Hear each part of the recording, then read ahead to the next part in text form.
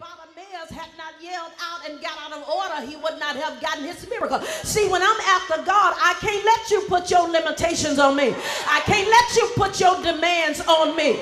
I can't go according to your program and to your agenda. Am I talking real good? I can't just do what you want me to do, because if I'm walking in God, I got to be sensitive to the Holy Ghost. Look at somebody and say, I got to be sensitive to the Holy Ghost. He understood, Bartimaeus understood that his inheritance and his right was to be healed. And so you can't tell me what it takes to get my miracle. And you can't tell me how much it's going to take for me to get what I need from God. You can't put your extra pressures and your extra baggages on me, because I'm not willing to take it no more. Get off of my back and give a girl a break. Slap us and say, we need a break. I want you to know there's more to us than just keeping house and tending to our children, that there's more to us than just hips and breasts, but we are fighting for our lives. Am I talking real good? We don't have time to follow your rules, but I'm after my miracle and I'm after my breakthrough. And so here we are in chapter number 26. You'll look in the book and you'll see here where the men had all died in the wilderness. And there had been about 38 years that had lapsed since the first census. And so every Israelite man and woman over 20 had died except for Caleb and Joshua and Moses. And so in order to receive an inheritance, you had to have a kinsman redeemer, which would buy back the land and also cause that relative to come up out of slavery. And so there was no such thing as marrying outside of the family so that you could keep the inheritance in the family. How many of you know that you can't marry anybody? Y'all gonna talk back to me? How many of you know you can't hook up with everybody? Because you might fool around here and lose your inheritance if you get with the wrong person.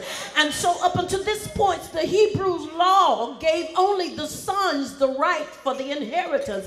And so there was no law that included the women to be recipients of the promises of God. And so unless she was connected to a man, she couldn't get no inheritance. I don't know about you, but I want to thank God for Jesus, because I don't have to be connected to nobody to be blessed. I don't have to be in the right club. I don't have to be born on the right certain parts of the track. I don't have to know nobody. I don't have to name drop, because I find that when God gets ready to bless me, he don't have to ask you your permission. And so the women in this text had no brothers, and their fathers had died in the wilderness with the rest of the men. And so he had left these girls without telling them who they were and what they possessed. They were not included into the inheritance, and they had no provision that was made for them for their future. But you can't just sit around and wait for somebody to give you something. I find that if you're going to get it, you got to get up and help yourself. Am I talking real good up in here? Understand that most people don't even want you blessed. They too jealous for you to be blessed. Hello. They too jealous to celebrate you. And so if you're going to get a blessing, if you're going to get a miracle, you're going to have to get it yourself. Am I talking real good? And so here we are in verse number 1. Their father's name was Zelophehad. Understand that the name Zelophehad means the shadow of fear. And I found out that many don't walk in their inheritance because of the spirit of fear. Number one, many of you fear man. Come on. You're afraid of rejection. Come on.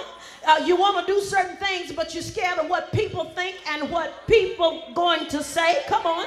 You're afraid to be different, but you got to learn to get deliverance over people, because the folks that you're trying to impress can't help you. Come on. The folks you think got it going on, they ain't got it going on no better than you. So I found that if you're going to be mad, I may as well go on and do what I need to do and go. Understand that many of you would rather blend and try to be accepted by folk that don't like you. No way. You would rather blend and be wrong than to stand out and be right. They ain't going nowhere, and they don't want you to go nowhere either. And they're holding up your destiny being a hater. Some of you wear what folk want you to wear. Come on. I didn't say be out of order, did I? But I figure like this right here. If I like it and if it's godly, come on, I'm going to wear it to the glorious of God. And I found out that you won't backslide by putting a little Miss Clairol in your hair. We don't go to the clubs no more. Come on, girls, talk to me up in here. We don't go to the clubs no more. Come on. We're not on the strip joints, anything like that. So the only place we can fix up is church. And I bet dog if the church won't kill you for trying to look good and trying to fit yourself up. Oh, she thinks she's so worried. The devil is a lie. I'm going to look like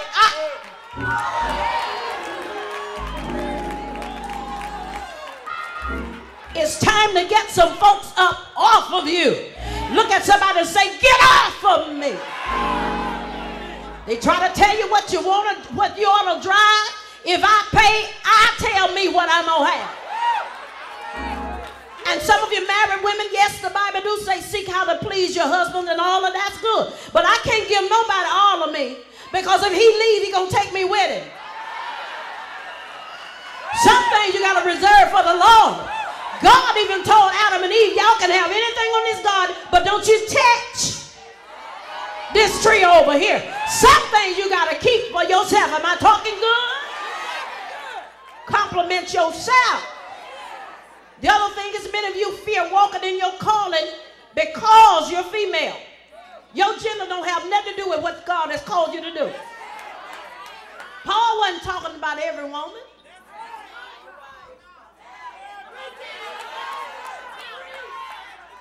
He said, look, it's chaos in here. Y'all shut up. Y'all answer too many questions. Ask your husband at home. Well, what you going to do with single women that didn't have no husband? There was only one word in the Greek for woman and wife, and that word was gyne, in which we get the word gynecology. So he couldn't have been talking about every woman. He was talking about them folks at that particular time. Understand that some men ain't gonna never accept women in the ministry. I ain't picking at your brother. We just talking. Some of them will never let a woman pastor them. So I got enough headaches. I don't care. But that don't change God's mind because you're not in agreement. Look at somebody and say, God hasn't changed his mind about you. You're afraid to minister because they won't let you in the pulpit. What I care about you letting me in the pulpit? That anointing don't just work in this pulpit. That thing will work out there in the fire because when I'm anointed, you can't change it. And some of us will never be accepted in the good old boys clubs because first of all, we ain't men. And I just think women in the ministry ought not try to be with the men. Come on, you can't talk but so much with a man. Men are from Mars and women are from Jupiter. We're not even wired the same. We don't even talk about the same kind of stuff. Am I talking? I ain't trying to be with the fellas. I want to hook up with a sister that's trying to do something for Jesus. Let the men be men.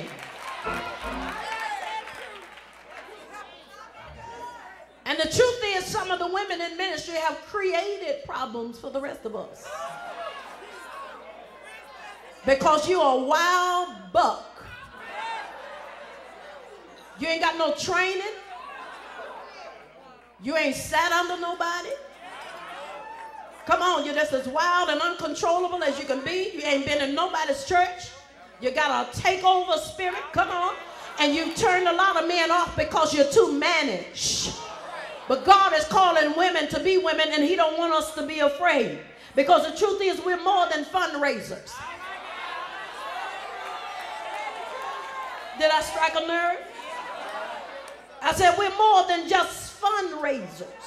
But a part of our inheritance is to be used of God. Some of you feel that it's too late for God to use you, but it's never too late for God to use you because you can't die until what he says over your life come to pass. The other thing is some of us fear ourselves. You're afraid that you'll fail. You have confidence in your kids and your husbands and your co-workers and your members and everybody else. Come on. And you'll get behind everybody else, but it's time for you to have confidence in yourself. Am I talking good? And many of you talk about, well, I just want to pray about it. Yes, you ought to pray about everything, but some things are just a out because you're scared to walk in your God-given authority. But how many of you know that God have called you and